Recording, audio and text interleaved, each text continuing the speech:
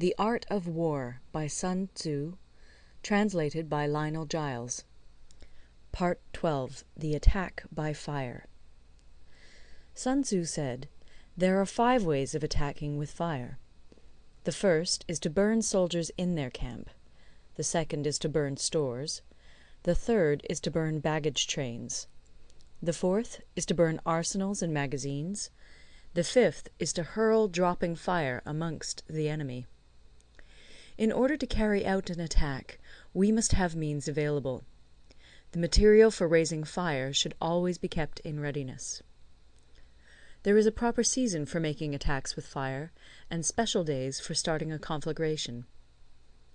The proper season is when the weather is very dry. The special days are those when the moon is in the constellations of the Sieve, the Wall, the Wing, or the Crossbar, for these 4 are all days of rising wind. In attacking with fire, one should be prepared to meet 5 possible developments. 1. When fire breaks out inside to enemy's camp, respond at once with an attack from without. 2. If there is an outbreak of fire, but the enemy's soldiers remain quiet, bide your time and do not attack. 3. When the force of the flames has reached its height, follow it up with an attack, if that is practicable. If not, stay where you are. 4. If it is possible to make an assault with fire from without, do not wait for it to break out within, but deliver your attack at a favourable moment. 5. When you start a fire, be to windward of it. Do not attack from the leeward. A wind that rises in the daytime lasts long, but a night breeze soon falls. In every army, the 5 developments connected with fire must be known, the movements of the stars calculated, and a watch kept for the proper days. Hence, those who use fire as an aid to the attack show intelligence. Those who use water as an aid to the attack gain an accession of strength. By means of water, an enemy may be intercepted, but not robbed of all his belongings. Unhappy is the fate of one who tries to win his battles and succeed in his attacks without cultivating the spirit of enterprise, for the result is a waste of time and general stagnation. Hence the saying, "The enlightened ruler lays his plans well ahead. The good general cultivates his resources." Move not unless you see an advantage.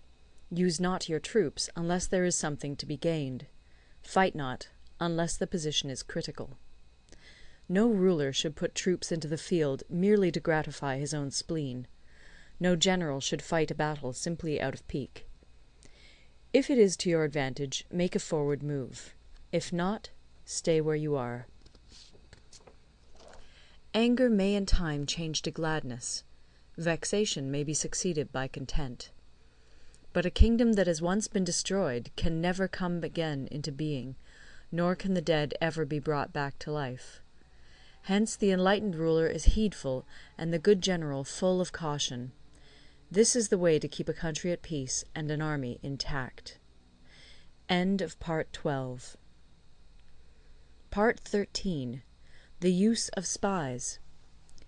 Sun Tzu said, "Raising a host of 100,000 men, and marching them great distances, entails heavy loss on the people, and a drain on the resources of the state.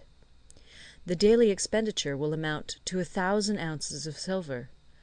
There will be commotion at home and abroad, and men will drop down exhausted on the highways. As many as 700,000 families will be impeded in their labour. Hostile armies may feast each other for years, striving for the victory which is decided in a single day. This being so, to remain in ignorance of the enemy's condition simply because one grudges the outlay of 100 ounces of silver in honours and emoluments is the height of inhumanity.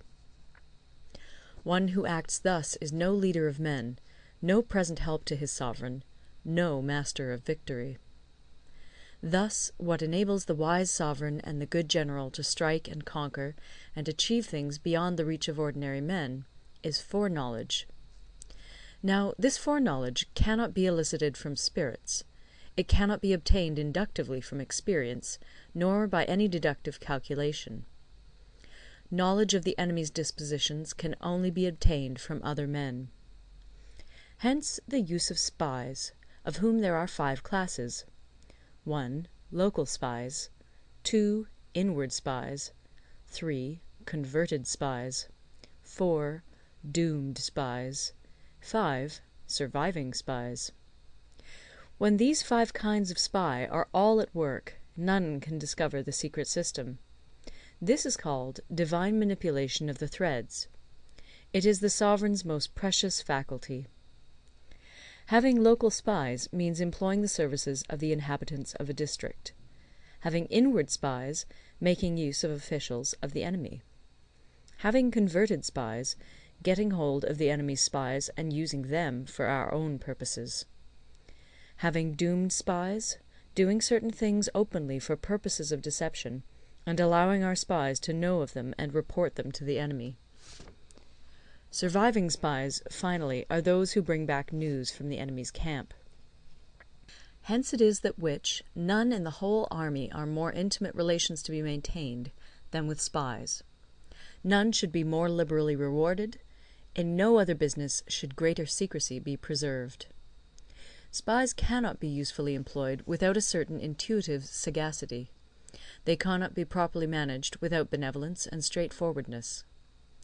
Without subtle ingenuity of mind, one cannot make certain of the truth of their reports.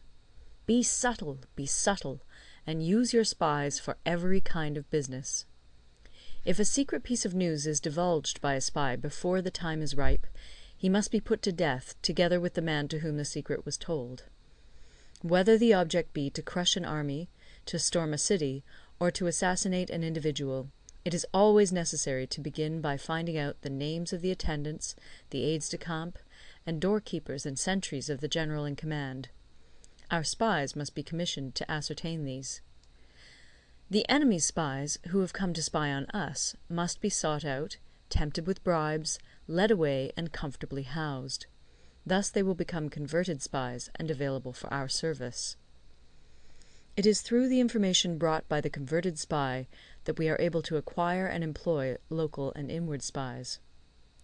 It is owing to this information again that we can cause the doomed spy to carry false tidings to the enemy. Lastly, it is by this information that the surviving spy can be used on appointed occasions. The end and aim of spying in all its 5 varieties is knowledge of the enemy, and this knowledge can only be derived in the first instance from the converted spy. Hence it is essential that the converted spy be treated with the utmost liberality. Of old, the rise of the Yin dynasty was due to Yi Qi, who had served under the Xia. Likewise, the rise of the Chu dynasty was due to Lu Ya, who had served under the Yin. Hence it is only the enlightened ruler and the wise general who will use the highest intelligence of the army for purposes of spying, and thereby they achieve great results. Spies are a most important element in water, because on them depends an army's ability to move. End of the Art of War.